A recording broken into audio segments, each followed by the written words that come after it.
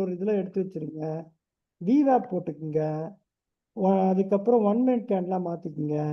அதுக்கப்புறம் volume candle போட்டு அதில் 20 moving average simple moving average போட்டுங்க. ஆர்எஸ்ஐயில் 60-40ன்னு சொல்லிட்டு குறித்து வச்சுக்கோங்க.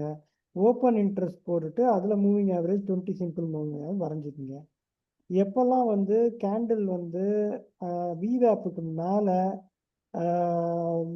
லோ வந்து இருக்கோ, that means any candle the full candle should be above the விவேப் லைன் இருந்தால் அது வந்து க்ரைட்டீரியாவை ஃபுல்ஃபில் பண்ணதாக பார்க்கணும். வாட் ஆர் அதர் க்ரைட்டீரியாஸ்னா 20 மூவிங் ஆவரேஜுக்கு மேலே வால்யூம் வந்து வந்திருக்கணும். ஆர்எஸ்ஐ 60 தாண்டி இருக்கணும். அதுக்கப்புறம் 20 மூவிங் ஆவரேஜுக்கு கீழே வந்து நம்மளுடைய ஓப்பன் இன்ட்ரெஸ்ட் ட்ரேட் ஆகும். ஸோ இதுதான் க்ரைட்டீரியா. ஒன்ஸ் நீங்கள் அது மாதிரி ஒரு கேண்டில் கிடைச்சி நீங்கள் என்டர் ஆகிட்டீங்கன்னா அதோட க்ளோசிங் ப்ரைஸ்லேருந்து நீங்கள் எடுத்த ப்ரைஸ்லேருந்து விவேப் வந்து ஸ்டாப் லாஸு. அந்த டிஃப்ரென்ஸ் எவ்வளோ, ஒரு 10 பாயிண்ட் அப்படின்னா அந்த 10 பாயிண்ட்டை நீங்கள் டார்கெட்டாக வச்சுக்கலாம்.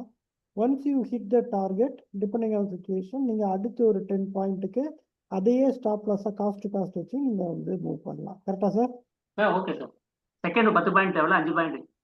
ஃபர்ஸ்ட் 10, அடுத்த செகண்ட் 1.5, 15, அடுத்த தேர்ட் போகும்போது நீங்கள் செகண்ட் டார்கெட் போக முடியும் 1:2.